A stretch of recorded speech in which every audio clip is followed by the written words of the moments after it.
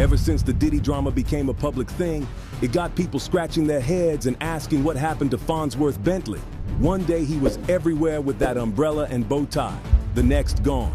And now 50 Cent is out here stirring the pot again, throwing shade at Diddy and asking the questions everyone's low-key been afraid to say out loud.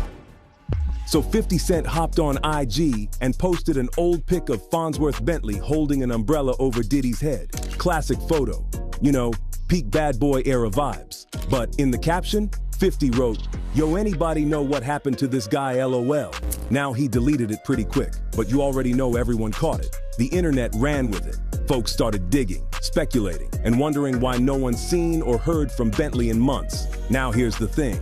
50 didn't explicitly accuse Diddy of anything.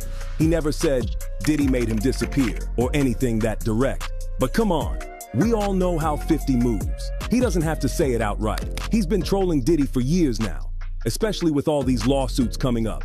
And he knows exactly what kind of reaction his posts will get. It's like he throws the rock, hides his hand, then watches the chaos unfold. But let's talk about Bentley for a second. For a long time, he was Diddy's right-hand man, his valet, his personal assistant. But he wasn't just some background guy. He became a personality on his own. He had that show From G's to Gents, dropped a book, even did some music. But in the last year, he's gone completely silent. No social media posts since April 2023. No interviews, no red carpets, nothing. So naturally, people are starting to wonder, did he sign an NDA?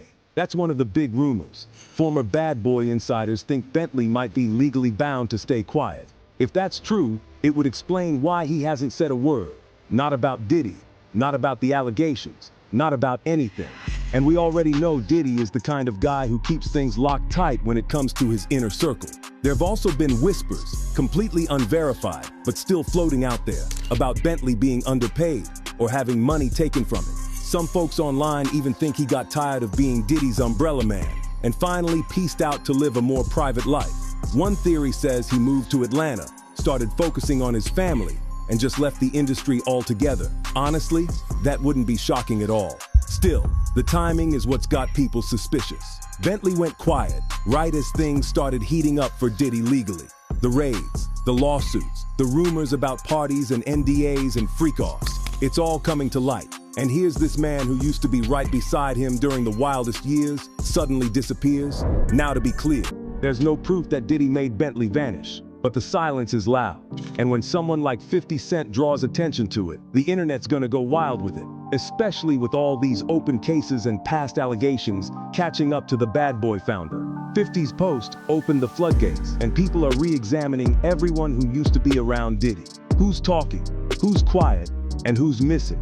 So what do y'all think? Did Bentley just step back from the spotlight on his own terms? Or is there more going on behind the scenes? Is he protecting himself or being silenced? Let's talk about it in the comments. Breezy just dropped some serious thoughts on why Tory got stabbed up in jail. No sugarcoating, no industry spin, just raw talk. Chris took to his Instagram story with a short but bold message. Free Tory. That's it. No caption, no extra context, just straight up support. If you've been following these two for a while, that really ain't surprising. Chris and Tory have had a long-standing connection, not just musically, but personally. They've collabed, showed love publicly, and clearly stayed tight even with everything going on. Now, let's talk about what actually happened in prison. According to reports, Tory was stabbed by another inmate named Santino Casio, who's known for violent behavior inside. This wasn't some minor scuffle. Tory was stabbed 14 times across his body. We're talking his back, torso, head, and even his face. Things got so bad, both of his lungs collapsed. He had to be rushed to the hospital and was put on a ventilator. The good news? He's off the ventilator now and breathing on his own. Sources say he's in recovery and even in good spirits, which is wild considering what he just survived. Now, Chris didn't explain why the stabbing happened. And truth be told, nobody really knows for sure yet. Tory's legal team hasn't released a cause either, but they are planning to hold a press conference soon to address the stabbing and a few other things they say need to be cleared up. So until then, it's all speculation. What we do know is that the hip-hop community reacted fast, and the reactions have been all over the place. Some folks are seriously worried about Tory's safety, especially considering how intense this attack was. Others, though, not so sympathetic. There's been a wave of online mockery and harsh jokes, especially on platforms like X and Reddit. It's messy, to say the least. Chris jumping in to say free Tory definitely stirred the pot. Supporters of Tory appreciated the loyalty, but critics were quick to point out that both artists have had their own controversies and legal issues. Some felt that Chris should have stayed quiet. Others respected that he's standing by his friend, regardless of public opinion. Now here's the thing. This situation isn't just about one prison fight. It's shining a spotlight on a few deeper issues. 1, how celebs are treated once they're locked up. 2, how public support can still be polarizing, even when someone's fighting for their life. And 3, the blurred lines between personal loyalty and public accountability. Now listen,